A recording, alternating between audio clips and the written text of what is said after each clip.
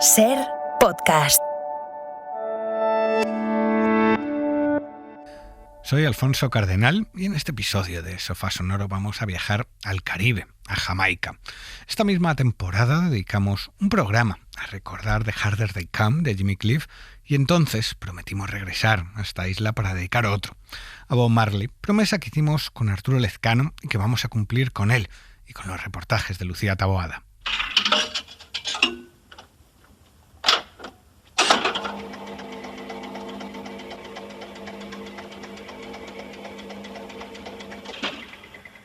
Los grandes discos de la historia de la música se escuchan en el Sofá Sonoro de la SER. Dirige y presenta Alfonso Cardenal. Bob Marley es uno de los grandes personajes de la música, un hombre ligado a un género, a una religión y a un país, como casi nadie más lo ha estado o lo estará. Marley vivió su vida a su manera, con sus normas y sus ideas, a veces polémicas, pero casi nunca contradictorias. I don't come to bow, I come to conquer. I don't come to bow, I come to conquer. No vengo a arrodillarme, vengo a conquistar, decía el músico. Hoy dedicamos el Sofá Sonoro a Bob Marley. Empezamos.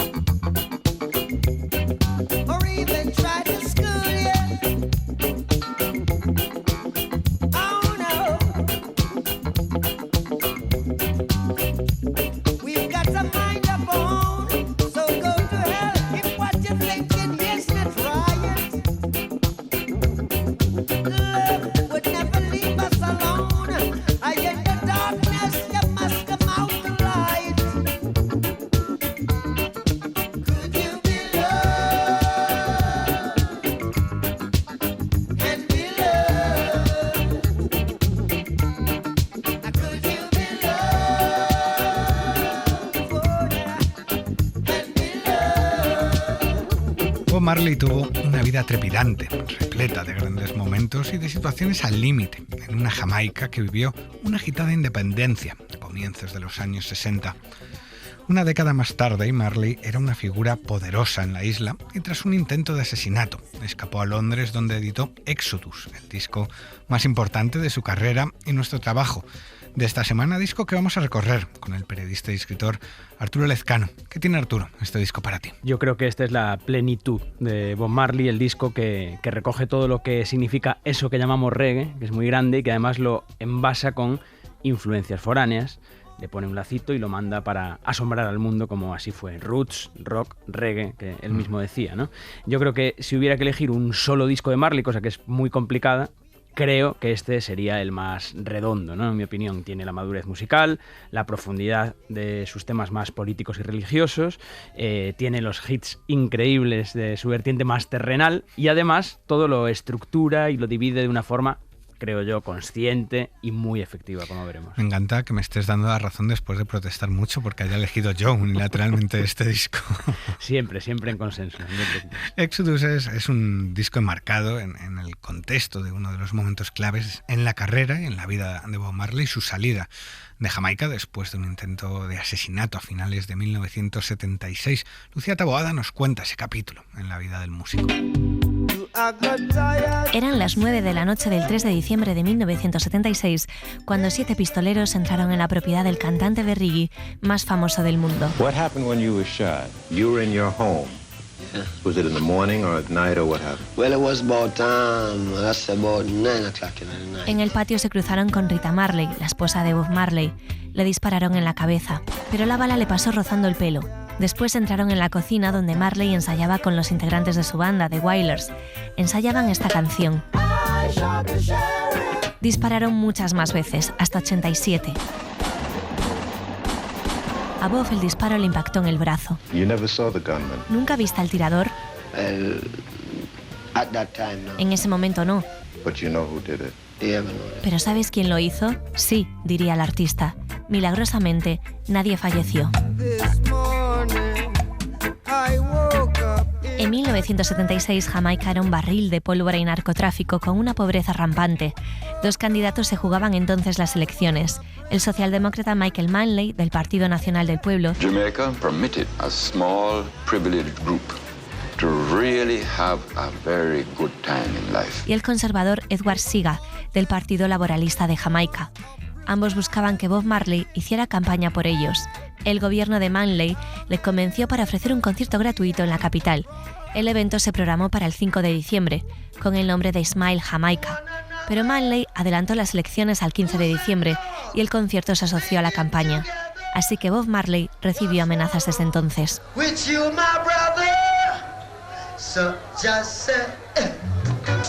Pese al tiroteo, el concierto se celebró el 5 de diciembre. Con la bala aún alojada en su brazo, Bob Marley actuó y a la mañana siguiente abandonó Jamaica. Los asaltantes, sin embargo, se quedaron. Es un misterio cómo estos hombres, que quizá cometieron el hecho más temerario y estremecedor en la historia de Jamaica, simplemente se desvanecieron, escribe Marlon James en su libro Breve Historia de 7 asesinatos. Muchísimas incógnitas han planeado desde entonces. ¿Quién lo hizo? ¿Por qué? ¿Pueden 7 sicarios fallar tantos disparos? ¿Realmente alguien quiso matar a Bob Marley?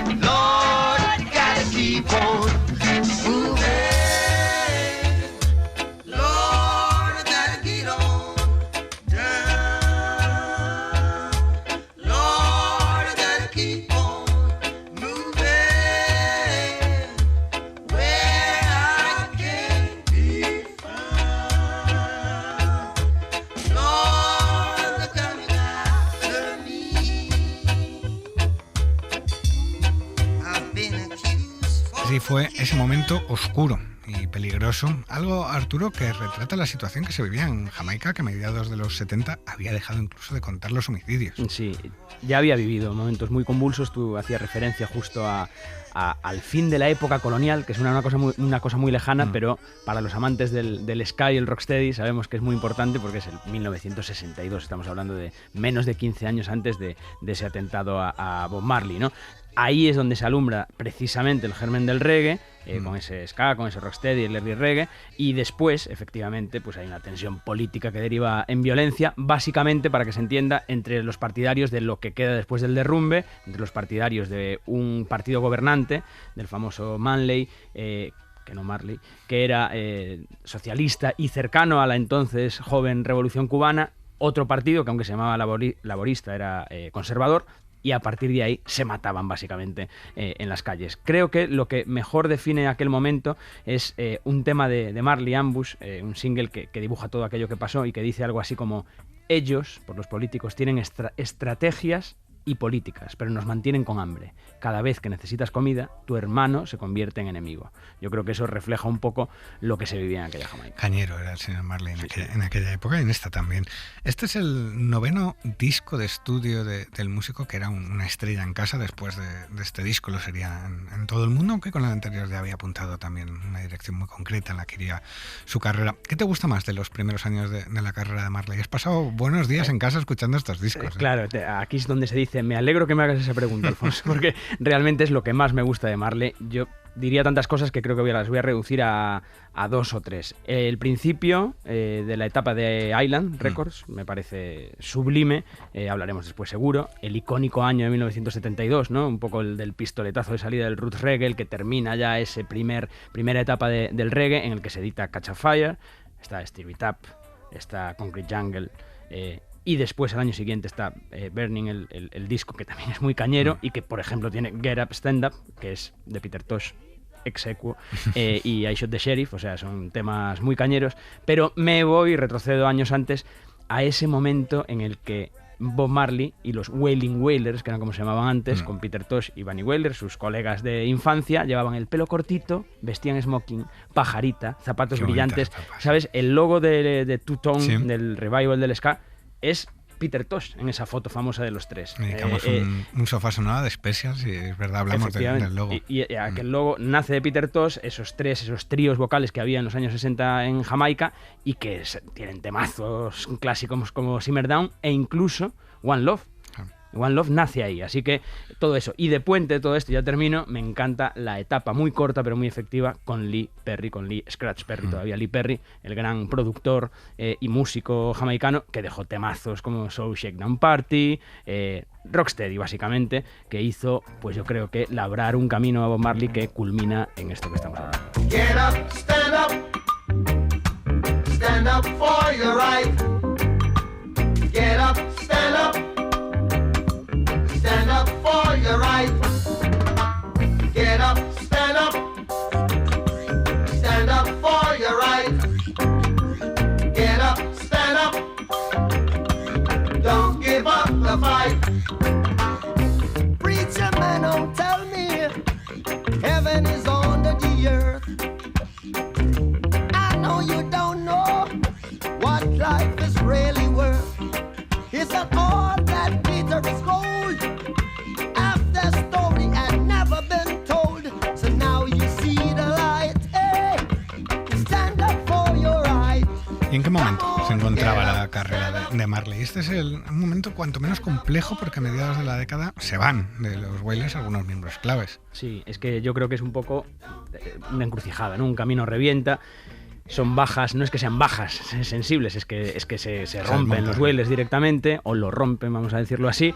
En cualquier caso, se van Peter Tosh y Bunny Wailer, que como decíamos eran amigos de la infancia y tocaban desde siempre, llevaban ya 10 años, que son muchos años, y también se va Earl Lindow, que como nombre no nos dice nada a la mayoría, pero si te digo que era el organista, pues era aquel que vestía de forma tan elegante, tan distintiva, aquel reggae que no tiene nada que ver con el que hoy hablamos de éxitos, o bueno, tiene que ver, pero no tanto, y claro, eso pues ayudó sobremanera a esa mutación de Marley a una estrella de rock, podríamos decir, en solitario, como pretendía Island, y también cambió la fórmula de su música en el disco y en el escenario. ¿Cuál es el sello distintivo a partir de aquí, de este momento?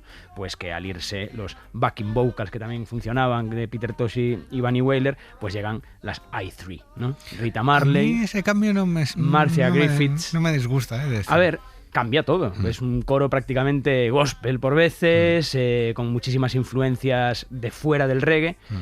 Y cambia totalmente las estructuras de las canciones, le dan otra armonía diferente, también desde el punto de vista del tono más femenino también, y le da empaque, eso sí, es fundamental en los directos. Decía que este Exodus es el disco con el que ya rompen en todo el mundo, pero ya había entrado en las listas de éxito en Estados Unidos en 1976 y en 1975 había arrasado con No Woman No Cry. Sí, y es bastante curioso porque hablábamos de Burning, ¿no? Creo que es el segundo disco de Island, después viene Natty Dread, que es ese disco que mencionas, y Rastaman Vibration.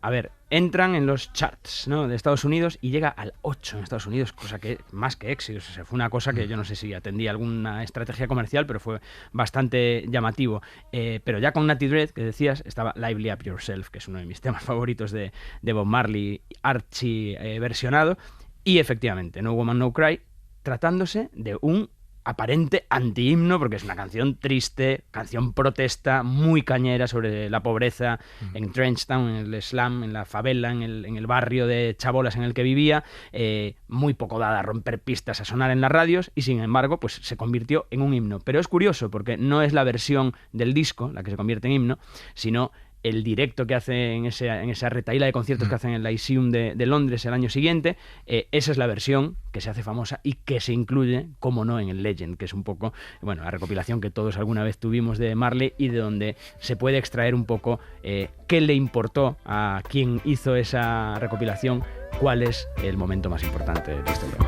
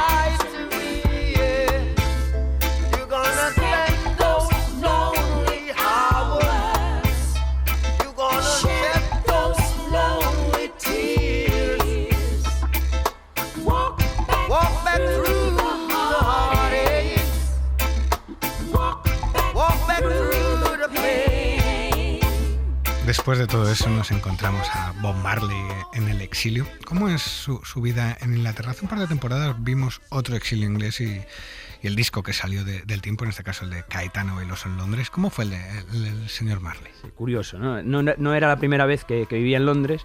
Sí, como exiliado, lo había hecho 4 o 5 años antes, y bueno, vivió en muchísimas casas en Londres, Bob Marley. Yo destacaría 2, ¿no? Una en Chelsea, cuando Chelsea era el barrio del punk, no era el super barrio pijo actual, asociado al punk, de los artistas también, y vivía en una casa que, por cierto, tiene la plaquita del English Heritage, ¿no? de azul, típica de Inglaterra, de aquí vivió Marley, porque ahí vivían todos los Wailers de aquel momento, y quedaba a un paso, solo cruzando el río, de Battersea Park. Battersea Park actualmente, es muy conocido porque...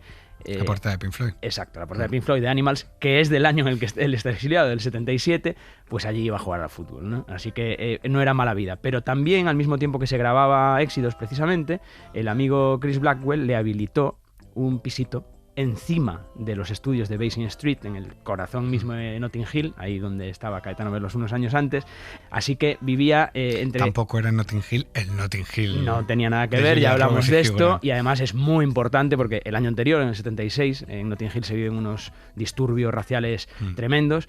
Y sabes que en Notting Hill se vivía el carnaval de los jamaicanos, de los triniteños y bueno, todos los caribeños de las Antillas, que nació precisamente como una conmemoración, que no celebración, de unos disturbios contra los negros que habían llegado años antes allí. A partir de ahí se creó el carnaval, a partir de ahí fueron figuras como Bob Marley a grabar en ese estudio donde se grabaron pedazo de discos. En Londres había una fuerte comunidad jamaicana, la llamada generación del Windrush, que acudió a la llamada de la corona para reconstruir Reino Unido tras los bombardeos de la Segunda Guerra Mundial. Y había muchos jamaicanos en las islas, como vimos en el programa de Jimmy Cliff, lo que hace que Marley se sienta un poco como en casa en aquella época. Sí, totalmente. Es esa generación. Era un viaje, de hecho, habitual, ¿no? De jamaicanos con dinero o artistas, sobre todo, que pudiesen ir a Londres a grabar, vamos, a pasar tiempo allí. Sí, y se da muy rápido, ¿no? Porque el Windrush, que es el nombre del barco en el que llegan los primeros 500 jamaicanos después de la Segunda Guerra Mundial, pasa el tiempo muy rápido, digamos, ¿no? Porque en 15, 20 años, efectivamente, se construyen carreras musicales, entre otras cosas, pero tienen que luchar mucho contra el racismo, mucho más de lo que se piensa. Ahí sí que, como digo, corrió muy rápido el tiempo en Inglaterra o en el Reino Unido, pues precisamente por los discursos inflamatorios de Oswald Mosley, de todo el neofascismo aquel que había en Inglaterra y que dio pie a estos disturbios. Pero en cuanto pasa eso, rápidamente pues se generan carreras como la de Desmond Dekker, como la de Jimmy Cliff. Por supuesto, la de Bob Marley sería imposible, aunque prácticamente lo grabó hasta entonces todo en Jamaica, pero no se entendería sin esta generación que le dio fuerza, que creó barrios muy importantes de Londres, repletos de población antillana, y que ahí, y en ese carnaval, por ejemplo, se empieza a escuchar roots reggae, y después, rápidamente ya, dub, dancehall y todas las músicas que prosperan, ¿no?, en Jamaica y que cruzan el charco. Que es el puente de entrada, la puerta de entrada a Europa de todas esas músicas. Hoy en día en Londres incluso hay tours, ¿no?, que te enseñan el de Bob Marley. Yo recuerdo que me encontré una de esas placas de Aquí vivió Bob Marley, y donde quedó muy bien retratado ese tiempo lejos de casa. Fue en canciones tan potentes como la que da nombre al disco.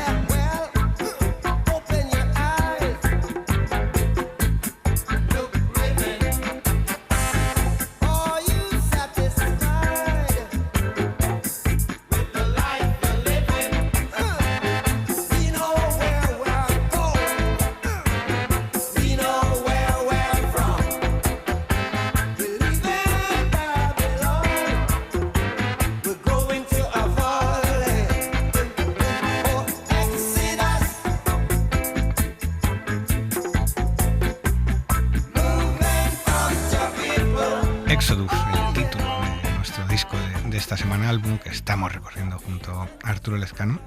¿Qué te parece esta canción, Arturo? Es un mensaje potente, contundente, al estilo Bob Marley de esta etapa. Sí, y que para los no iniciados pueden decir, joder, esto es súper bíblico, ¿no? Pero claro, era así, como seguramente desgranaremos.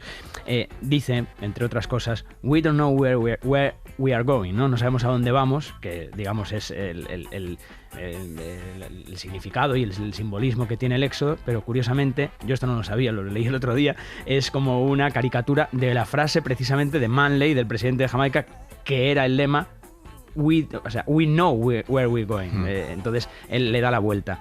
Aquí todo no da puntada sin hilo Bob Marley, y efectivamente junta ese calado político que tenía sus palabras, por supuesto, con todo el tema del rastafarianismo, ¿no? Entonces compara el éxodo bíblico de Moisés con el pueblo de Jah Movement of Jah People, ¿no? El movimiento de Jah, del pueblo rastafari. Qué peso tiene toda la religión y lo bíblico en la música. Es tremendo. O sea, ellos consideran que son descendientes de los Israelites, ¿no? Como el tema de Desmond Dekker, de los israelíes, tan presentes, como digo, en toda la música jamaicana. Ese pueblo abandona Babylon, ¿no? Para llegar a Zion, o sea, abandona ese occidente corrupto, fruto del esclavismo y de la opresión, y su aspiración es llegar a través del éxodo a Etiopía, que es la tierra prometida, y que, bueno, como dice él, abre los ojos y mira adentro. ¿Estás satisfecho con la vida que llevas? Es un poco, ¿no? La llamada, sí.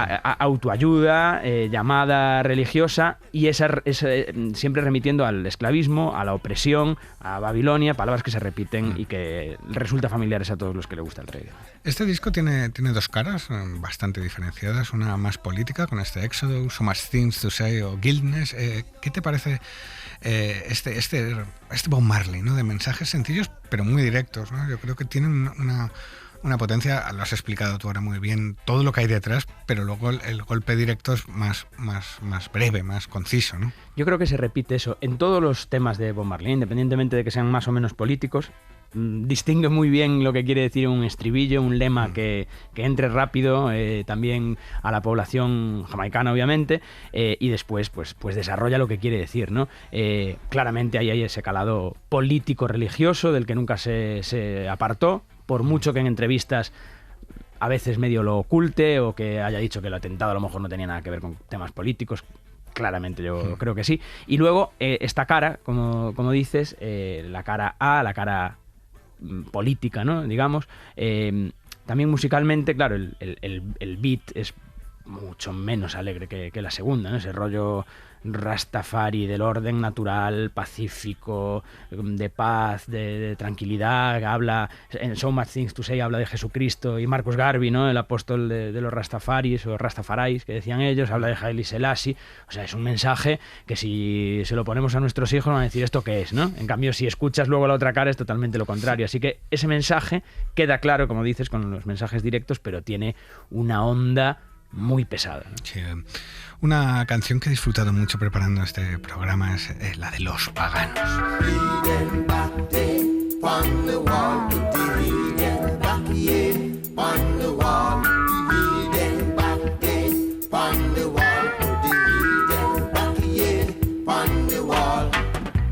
Rise, oh fallen fighters, rise and take your stance again.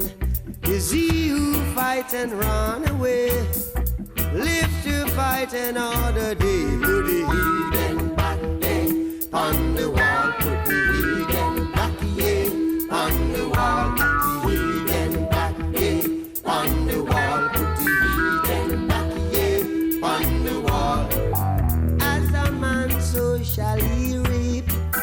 And I know that talk is cheap, but the hotter the battle, the sweeter the victory. Put the heathen back in on the wall. Put the heathen back in on the wall. Put the heathen back in on the wall. Put the heathen back in on the wall. Put the heathen back in on the wall. Put the heathen back in on the wall. Put the heathen back in on the wall. Put the heathen back in on the wall. Rise, oh fallen fighter,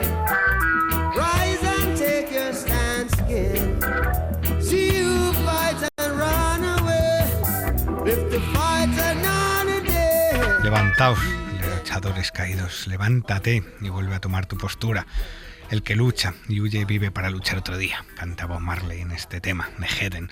El reggae es una música en este plano de las letras a veces poco elaborada, nada enrevesada. Eso ha sido objeto de críticas, de ser música de fumetas para fumetas con un tono buenrollista, pero saltamos ahí todo este contexto que has explicado, Arturo, de la historia de dónde viene esta música, que es clave también a veces para entender las canciones de Bob Marley a quién van dirigidas, ¿no? Ese mensaje repetitivo que se dice una y otra vez también. Estamos hablando de una Jamaica que en los años 60, finales de los 60, la alfabetización era un drama donde, bueno, había que hacer encajar unos versos en un ritmo que no es sencillo tampoco de evolucionar una historia en un ritmo de reggae. Claro, y por eso decía que los mensajes tienen que ser claros, tienen que ser como eslogans prácticamente en los estribillos, porque luego desarrolla cosas pero bastante profundas.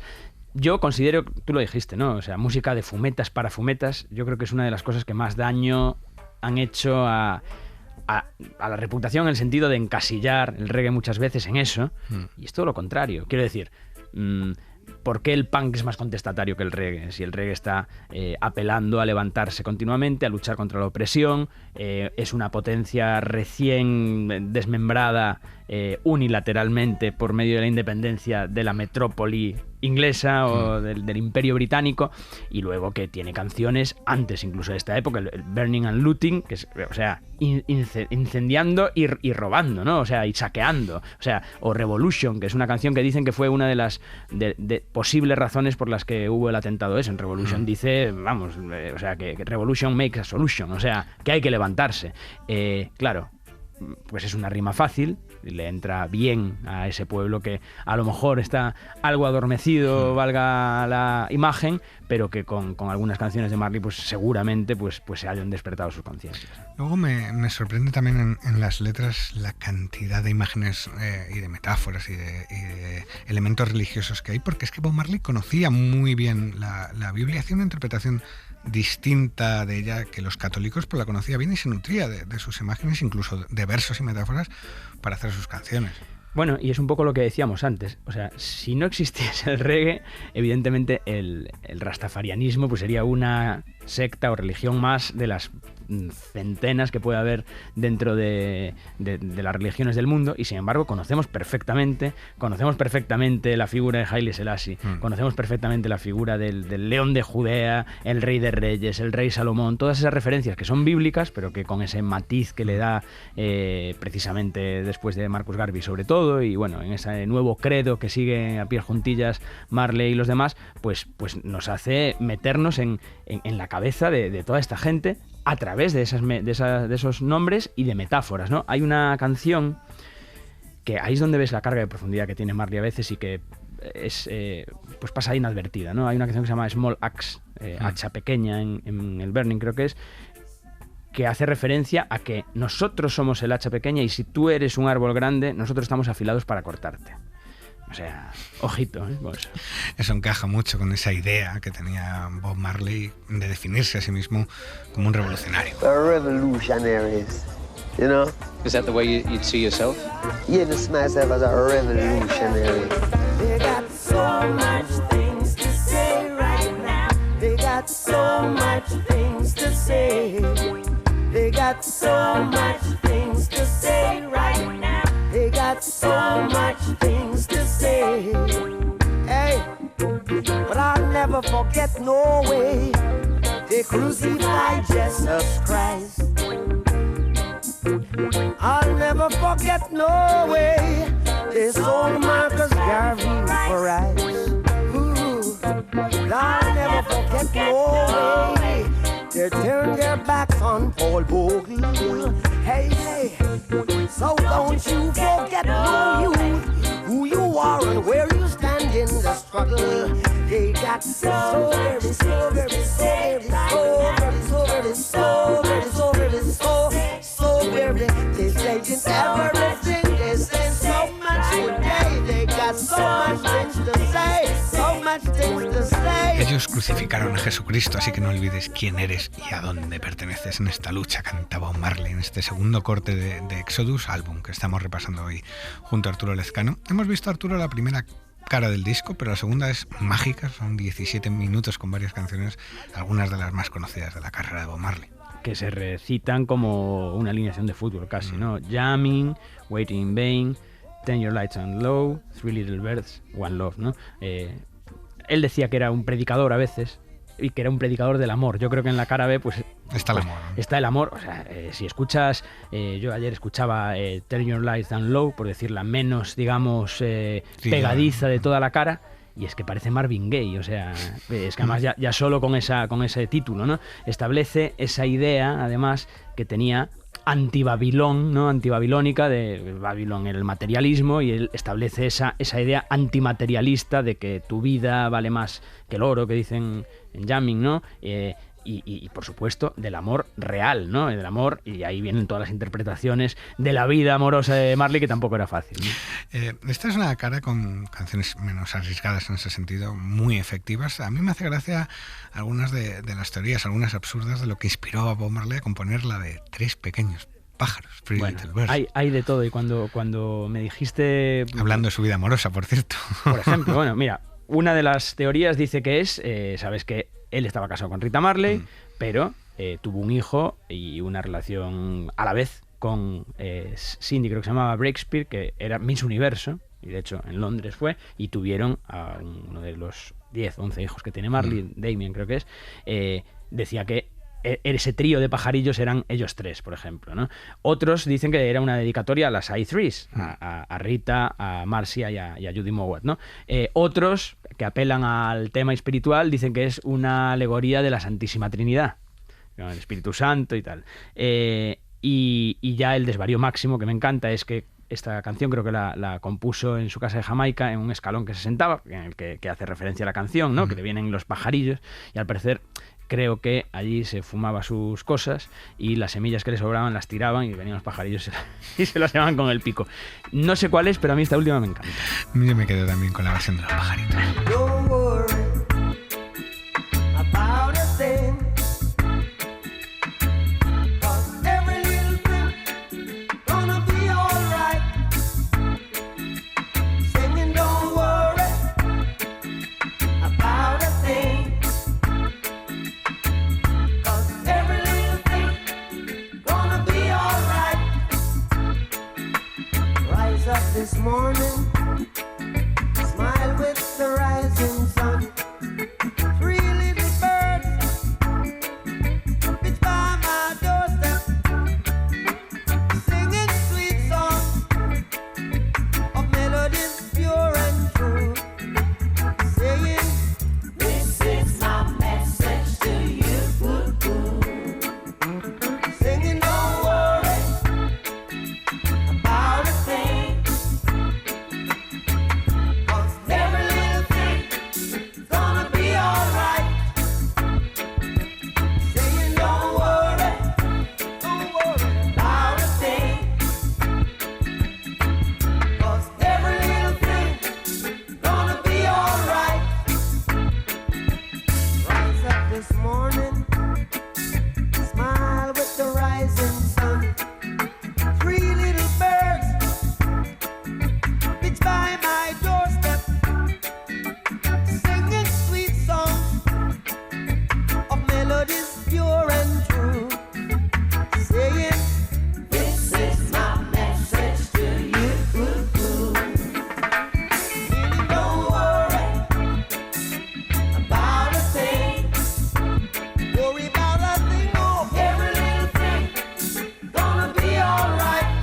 Three Little Birds es uno de los grandes éxitos de Bob Marley y de este Exodus bien sobrado de ellos. Hemos hablado de las letras de este disco, pero lo más potente es el sonido, porque Bob Marley asienta el canon de lo que se entiende en el resto del mundo de lo que es el reggae. Pero este disco no sonaba para nada lo que se hacía en Jamaica en estas épocas. Es que prácticamente quedó, es increíble decirlo, ¿no? En el 77 de modé, ¿no? O sea, si uno iba a Kingston, ojalá hubiéramos podido ir a Kingston en los años 70, igual que en los 60, pero en los 70 Claro, es imposible escuchar esos arreglos absolutamente blancos, vamos a decir, ¿no? Hechos para el mainstream y el mercado blanco, que era una de las cosas que se le echaba en cara en origen a Marley. A esas alturas en Jamaica ya está el dub, por supuesto, en los dancehall, que luego dan pie al dancehall o raga, ¿no? Y todos esos ritmos experimentales, electrónicos, en un momento en que el mundo se abre al disco, en Jamaica siguen por su lado y arrasan, y prácticamente, aquí me matarán los que saben mucho de rap, pero siempre se dijo, ¿no? Que el dub, esos toasts jamaicanos de hablar por encima, el jive talk, todo eso, en parte nace de gente como I-Roy, ¿no? Hablábamos antes de Lee Perry, y hay muchísimos nombres del reggae que van mucho más avanzados, vamos a decir, entre comillas, o por lo menos que experimentan mucho más que la apuesta segura de Marley, ¿no? Augustus Pablo, I-Roy y U-Roy, decía I-Roy, es U-Roy en este caso, los Heptones, Scotty, hay muchísima gente que supera, o vamos a decir así, que pasa por la derecha y adelanta al roots reggae, donde expone claramente el nivel de producción y grabación que tiene Bob Marley en un disco como Exodus. Ahí es el 9º disco de la carrera de Bob Marley, hay una evolución como artista, solo por el tiempo que ha pasado y por la cantidad de discos que ha ido grabando, pero también por ese intento de comercializar su música a todos los niveles, a todo el mundo, y dejar de vender discos en Jamaica, donde se presumía que ya había vendido todos los que iba a vender o que se lo iban a comprar igual, ¿no? Claro. Y que no era un mercado poderoso económicamente, había que dar el salto ya no solo en Inglaterra, sino entrar en esas listas de éxito de Estados Unidos, y eso explica un poco la evolución del sonido, ese comentario que has hecho de que tiene unos arreglos muy blancos este disco, ¿no? Sí, bueno, digo blancos por decir mayoritarios en el primer mundo, ¿no? Por no decir que son específicamente algo genuino, pero es verdad que yo creo que lo decía Bob Marley también, ¿no? Que le gustaba, tenía una ambición de llegar a todo el mundo, pero siempre decía que él quería estar a gusto con sus antepasados. Claro que él también sufrió ese tema de ser mulato, ¿no? Porque al final su padre era un militar o un capitán de navío o algo así, blanco, inglés, y eso le marcó la infancia, como sabemos. Quizás haya ahí algo de matar al padre en su música, quién sabe, pero en cualquier caso sí, es una cristalización, yo creo, Exodus, de esa formación nueva que hablábamos, que ya venía rodando desde hace tiempo y que tiene pues a nivel compositivo y nivel interpretativo impresionante, o sea, es intachable, y yo estoy pensando, por ejemplo, cómo empieza el disco y digo, Dios, o sea, es que con Natural Mystic, y que viene ahí fadeando desde la nada, ya te mete ahí, está súper bien mezclado, y con esa importancia de las back singers, ¿no? de las cantantes coristas femeninas. Es verdad que este disco tiene pues unos arreglos más habituales de escuchar en discos de Occidente, pero también Marley suena al puro Caribe.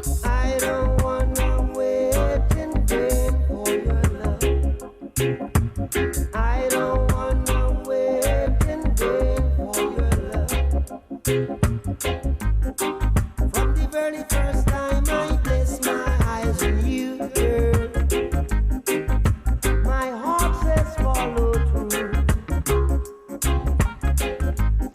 But I know now that I'm way down on your line, but the waiting feel is fine. So don't treat me like a puppet on a string, 'cause I know how to do my thing. Don't talk to me as if you think I'm dumb. I wanna know when you're gonna come. See, I don't wanna wait in vain for your love. I don't wanna wait in vain for your love. I don't wanna wait in vain for your love. 'Cause it's summer is here, I'm still waiting there. Winter is here, and I'm still waiting there. Cómo me gusta este Waiting in Vain, al que siguen Turn Your Lights Down Low y luego Free Little Bird, y es un momento maravilloso ese darle la vuelta al vinilo, porque este disco se editó en ese formato, y encontrarte a Arturo ese flow, y esto no es accidental, cuando había venido los artistas, los productores, se pensaban mucho el orden de las canciones para crear sensaciones, y este disco en ese sentido es muy potente, ¿no? Cómo te va llevando, ¿no? La estructura del disco me parece suprema. No sé si es una cosa más de Blackwell, de Chris Blackwell o de Bob Marley, pero es esa sensación, y cuando termina Exodus, darle la vuelta y poner jamming. Yo es que después de preparar este programa y de ver tantas entrevistas a Bob Marley, tan colgado. Sí, bueno. Tan colgado, porque estaba muy mención colgado. especial para la visita a Ibiza, ¿eh? Sí, me cuesta verle realmente con una persona capaz de tomar control y ser como muy de no, vamos a hacer lo que digo yo, ¿no? Me parece que está absolutamente en otro mundo. Sí, pero mirando ese resultado, resulta curioso ver que tras los discos que produjo Peter Tosh, que yo creo que es tu etapa favorita, y los que hizo Chris Blackwell, la banda decidió autoproducirse desde Natty Dread. Tosh no soportaba a Blackwell, al que llamaba despectivamente Whitewash, ¿no? El Blackwell sería como lo blanco bueno, lo negro malo, ¿no? Sí. Y lo acusaba de dividir a la banda, dando más peso, más importancia, más mimo a Bob Marley. Pero Chris es una figura clave, ¿no? En el reconocimiento del reggae fuera de Jamaica y en esta etapa de la carrera de Bob Marley, de cómo vendió su música, básicamente. Que al final, no solo como productor, sino como agente del sello, es el tipo que hace que Bob Marley suene todo el mundo. Absolutamente, es otro de nuestros villanos favoritos, ¿no? O sea, ¿cuántos de estos hemos hablado a lo largo de Berry Gordy Jr., en Motown, los hay. Es que yo creo que ya tienes que ser así, o sea, si no eres una bestia que eres capaz de reunir a tantos grupos en tus estudios, en tu sello. Fíjate, la historia a mí me gusta porque es del año 72, de ese año del Roots. Fíjate que Bob Marley venía de estar girando con Johnny Nash, que le había medio compuesto, bueno, ahora se me fue el nombre de la canción del hit de Johnny Nash, pero venía, no sé si de Suecia o de no sé dónde, y sacaron un single, Reggae on Broadway, que también cantaba Johnny Nash, y lo sacaron con CBS, y no funcionó. Y dicen que, pues un poco, I Can See Clearly Now era la de Johnny Nash. Fue un poco Bob Marley a ver prácticamente a Chris Blackwell, a ver qué podía hacer, y claro, lo que hizo Chris Blackwell es creo que lo decías tú antes, un divide y vencerás de manual.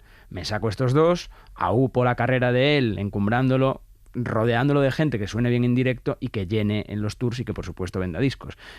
Claro, es importantísimo para la historia de Bob Marley, y yo me apresuraría a decir para la historia de la música, nos guste o no.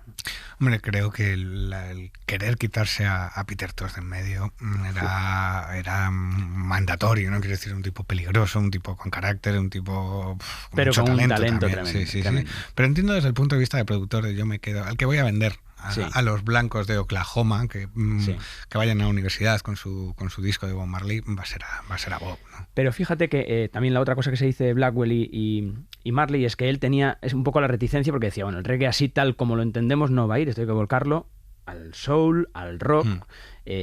Claro, venía de llevar a gente como Traffic, que ya estábamos metidos en el mundo progresivo, Jethro Tull, no sé qué, tal, y te viene Marley que te rompe los esquemas. Bueno, pues ahí se modificó y llegamos a una obra tan redonda como esta. Turn your lights down low and pull your window curtains. Oh, let your moon come shining into our life again. Saying, ooh, it's been a long, long time. I get this message for you, girl, but it seemed I was never on time.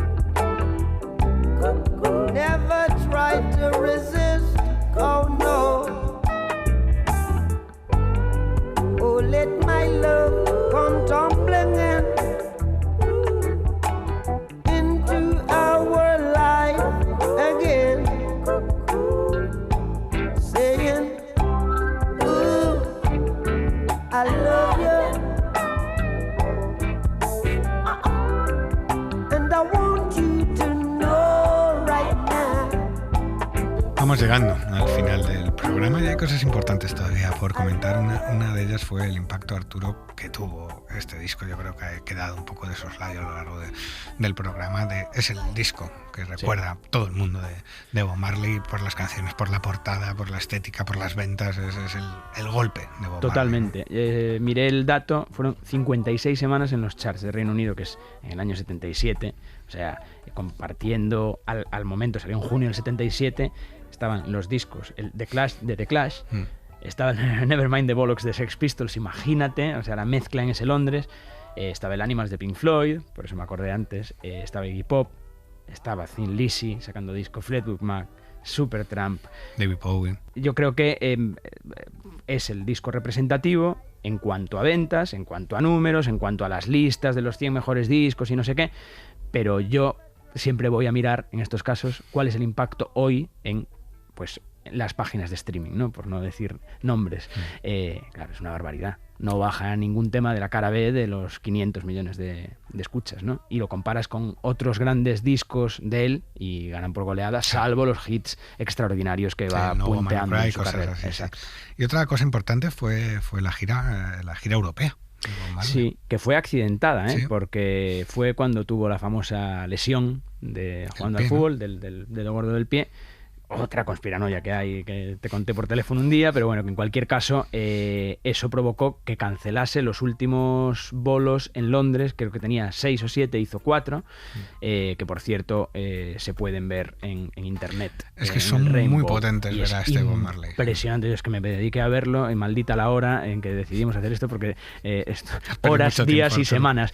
Bueno, pues empezó en París, fue por Suecia, Francia, Bélgica, Alemania, tour europeo, banda perfecto, todo engrasado, estaría en otro mundo, pero eso sonaba como Los Ángeles, empezando por Trenchtown Rock y con muchos temas, pero no tantos de éxitos. En esa gira, aunque la presentan, tiene a lo mejor 4 o 5 temas en hora y media de vuelo. No, y sobre todo transmite una energía esos conciertos de Bob Marley como frontman imparable, arrollador, dando vueltas. Yo no sé cómo acababa mareado ese señor de las cantidades de vueltas que daba. Sí, sí. Y justo después ya se produce el regreso triunfal a Jamaica con un momento histórico para la isla y para Bob, que es el concierto del amor. ¿Qué fue ese concierto? El concierto que paró una guerra, dice cierto podcast llamado Ídolos, no sé si te suena, el favorito de mis hijos. Sí, bueno, el concierto de abril del 78, 30 o 40.000 personas en el Estadio Nacional. Un poco es el déjà vu del concierto justo previo al atentado, posterior al atentado, 2 días después o el día siguiente del atentado, que tiene 2 años antes. Ese concierto era organizado para intentar un imposible, que era una tregua entre esos dos polos políticos de la isla, y lo que hizo Bob Marley fue que apareció medio de sorpresa, aunque ya se venteaba la posibilidad, después de no sé cuántas horas, esos festivales interminables, y dio el bolo y consiguió subir a los líderes de los dos partidos a que se diera un apretón de manos. Por supuesto simbólico, porque al día siguiente otra vez se empezaron a matar. Este es el momento, si sonaba ese momento de Bob Marley pidiendo la paz en su país. Could we have up here on stage here the presence of Mr. Michael Manley and Mr. Edward Seattle? Oh! I just want to shake hands and show the people that we're gonna meet them right. We're gonna unite. We're gonna meet them right. We got to unite. Curioso este momento de Bob Marley juntando a los dos candidatos a la presidencia del país, a que se diera la mano, en una cosa que tiene quizá más de postureo, Arturo, que de otra cosa, pero sirvió de excusa para traer de vuelta a Bob Marley a Jamaica, que igual no tenía mucha atención porque le estaban yendo muy bien las cosas y estaba en Londres muy a gusto, y fue un poco de ven, que vamos a hacer esto y tienes que estar, ¿no? No, y él decía, yo no voy a volver a Jamaica para jugarme la vida. Y sin embargo allí apareció. Sí. Bob Marley murió en 1981, 4 años después de la edición de Exodus, pero estos años son muy potentes porque de las sobras de este disco salió Calla, luego llegó Survival, que es un disco muy cañero y que se dice que es como la respuesta a los que decían que la música de Bob Marley se había vuelto muy blandita, muy blanca. Antes de morir llegó Uprising, el disco más místico o religioso de Marley. Iba a decir que esta es la faceta que menos me interesa de Bob, pero es que en este disco está Could You Be Love y Redemption Song. Claro. ¿Qué opinión te merece esta etapa final de la carrera? Bueno, yo creo que la acabas de desgranar perfectamente, pero son 3 discos que dices, bueno, es que ya está sobrado. Voy a hacer un disco sobre la ganja, sobre la hierba, hago el calla. Voy a hacer un disco un poco inspirado, mucho en la supervivencia del atentado, con Survival. Voy a hacer un disco espiritual, definitivamente. Uprising me parece un pedazo de disco. Y todavía, si me apuras, tenemos el Confrontation, que es póstumo y que tiene Buffalo Soldier. O sea, que lo grabó en el 78 y lo sacan en el 83, 84. Buffalo Soldier es otro hitazo increíble. Benditas obras, ¿eh? ¿Quién tuviera esas obras, no? O sea, no, es tremendo todo el impacto de estos años finales de la carrera de Bob Marley, donde se asienta ya en el colectivo mundial y tiene la capacidad, lo decía al principio del programa, de asociarse de una manera fulminante a un género musical, a un país y a una religión. Pocos pueden decir eso. Es que no se me ocurre, ¿no? Mucha pasa un poco justo Kuti. con lo que domino un poco por haber vivido allá y tal, que es Brasil, pero claro, porque es un mercado, pero estamos hablando de un país de 200 millones de habitantes, o de 100 y pico cuando surgió, pues por ejemplo, la bossa nova, ¿no? Además, pero Jamaica, es que ni siquiera Cuba, también porque fue por otros derroteros, obviamente, el mercado internacional a partir del 59, de la revolución, pero efectivamente, o sea, es un póster, es una bandera.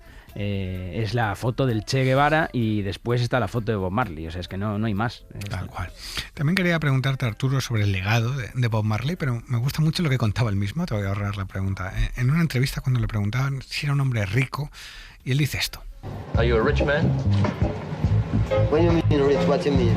You have a lot of possessions? A lot of money in the bank? Position make you rich? I don't have that type of richness. My richness is life, forever.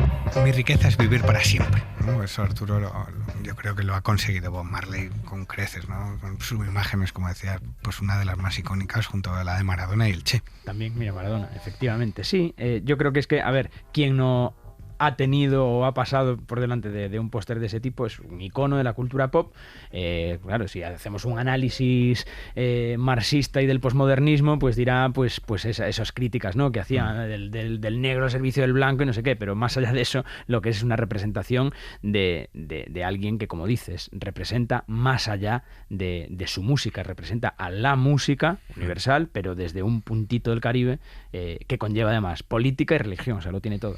Es que si bajas a la calle a preguntar a la gente, dime lo primero que te venga a la cabeza cuando dices Jamaica, reggae, rastas o marihuana, igual es Bob Marley la respuesta más común en mucha gente, y eso lo tienen muy pocos artistas. Quizá, pues lo que te decía antes, se me ocurre Fela Kuti con el Afrobeat, también. Pero el impacto del Afrobeat y el del reggae son ligas totalmente diferentes. Arturo Lezcano, un placer charlar de música contigo. Igualmente. Nos vamos ya, volvemos la semana que viene con otros discos y más historias, después de saldar nuestra deuda con Bob Marley, que llevaba temporadas acumulada con la idea de hacer un programa en verano. Hoy lo hemos hecho. Adiós. Old pirates, yes, they rob I, sold I to the merchant ships. Minutes after they took I from the bottomless pit, but my hand was made strong by the hand of the Almighty.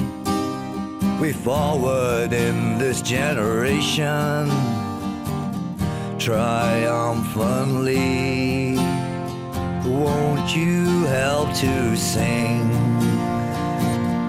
these songs of freedom? 'Cause all I ever had, redemption songs, redemption songs. Emancipate yourselves from mental slavery. None but ourselves can free our minds. Have no fear for atomic energy, 'cause none of them can stop the time. How long shall they kill our prophets while we stand aside and look? Some say it's just a part of it. We got to fulfill the book. So won't you help to sing these songs of freedom? 'Cause all I ever had, redemption songs, songs, redemption songs. Old pirates, yes, they rob I, sold I to the merchant ships. Minutes after they took I from the bottomless pit. How long shall they kill our prophets while we stand aside and look? Some say it's just a part of it. We got to fulfill the book. So won't you help to sing these songs of freedom? 'Cause all I ever had, these songs of freedom. 'Cause all I ever had, redemption songs, these songs of freedom, these songs of freedom.